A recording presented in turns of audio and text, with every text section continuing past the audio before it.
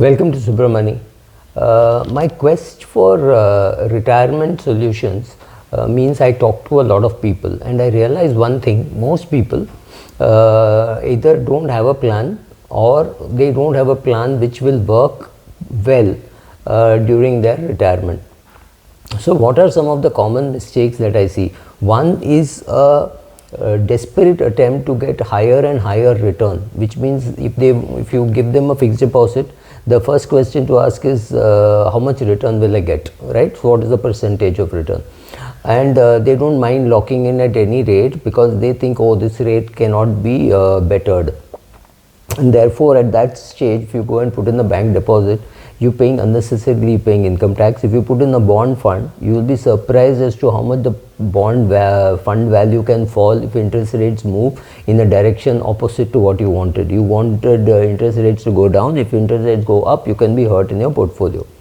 Where does this lead one to? It leads one to saying you should not be chasing yields either in bonds or in equity dividends. So suddenly they want dividend yield shares. I have myself spoken about dividend yield shares, but your retirement is not about chasing yields. It is about understanding risk, controlling risk, and improving the quality of your portfolio. If you have a portfolio whose value is going up, you can always sell, right? You can always sell to get money out of your portfolio as and when you need.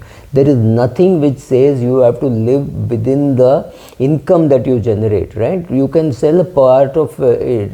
For example, if I have an 80-year-old client or an 84-year-old client and has income of 2 lakhs but needs 5 lakhs, all he or she has to do is dip into the capital. It's perfectly all right, because let's say she's got 1 crore capital on which she's getting a 6% yield, on which she's paying say 1% tax. So 5% is what she's left with, of which she's spending 3% or 4%. That's fine, but suddenly you increase her expenses and she's spending 6 lakhs a year or 7 lakhs a year.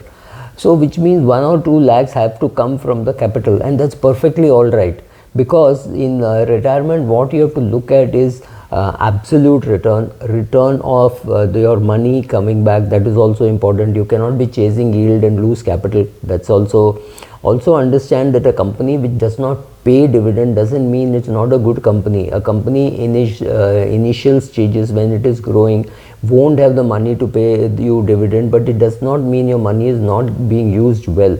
So look for growth shares as well as dividend shares. It is not that your spending should be less than your income, right? You can dip into your capital. Another important thing is when you are chasing yields, you forget how much is the total return that you are getting. Total return, absolute return, whatever you want to call it.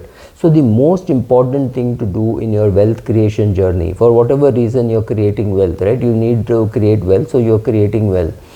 And I'm assuming that when wealth creation happens, it is largely for retirement. So if you don't have any heirs, then the chances are that you can finish that money by the time you die.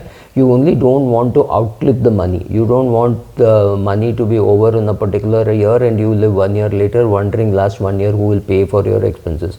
That is what you are trying to avoid, right?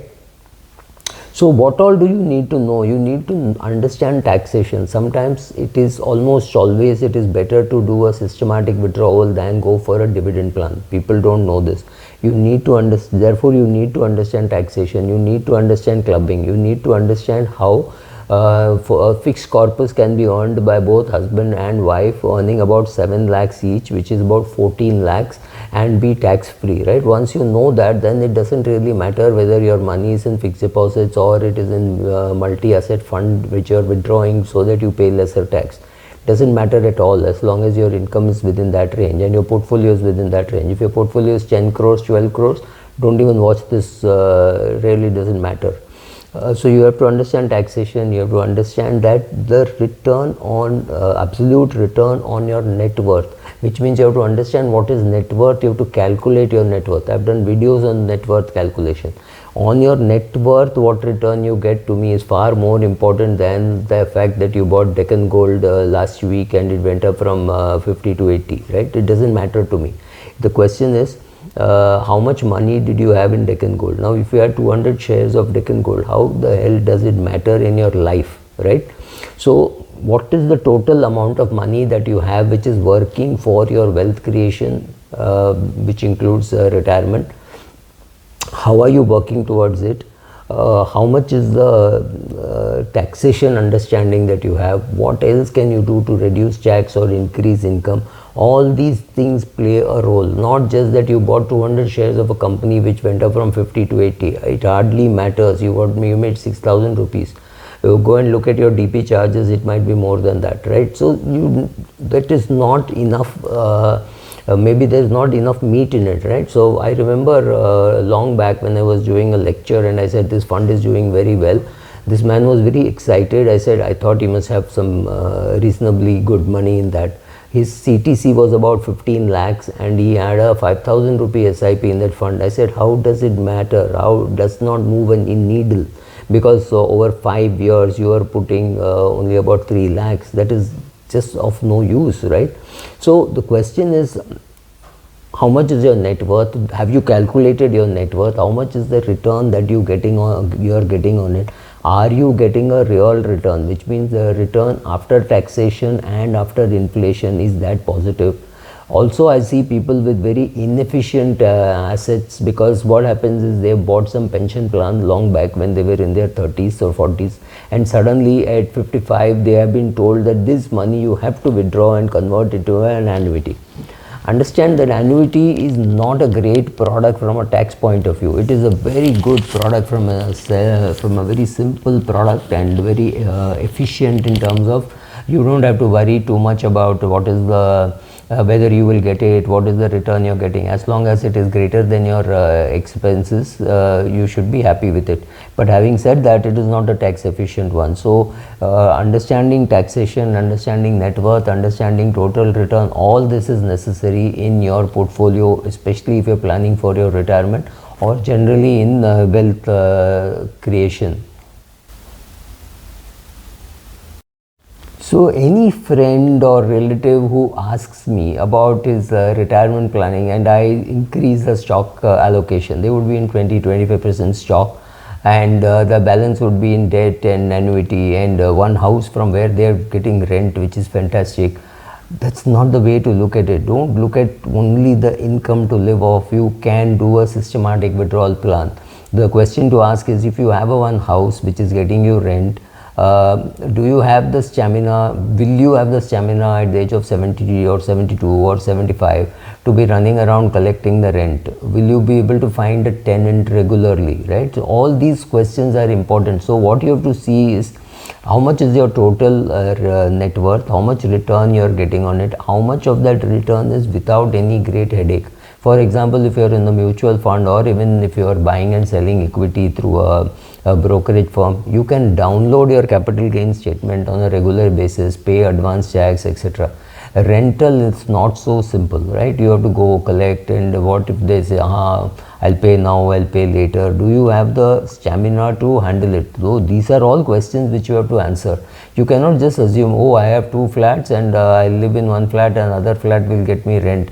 Will it get you rent throughout the year? Will it get you rent for your whole life? What happens if it remains vacant for some time? All these things, understanding that it is about creating net worth, it is about getting the return on net worth as tax efficiently as possible. This whole thing is in your wealth planning or your retirement planning. I'm not even getting into saying how you should do it, because if you don't know it, you please have 2 consultants, one who understands tax, one who understands investments, because the person who understands both is not really in the business of giving too much of advice, right? So understand all this, understand how mutual funds work, right? I've seen some redemptions these days, people who have withdrew money from equity funds after 11 months. There was no reason why they should remove. They just didn't know that it was 11 months. They thought it was longer.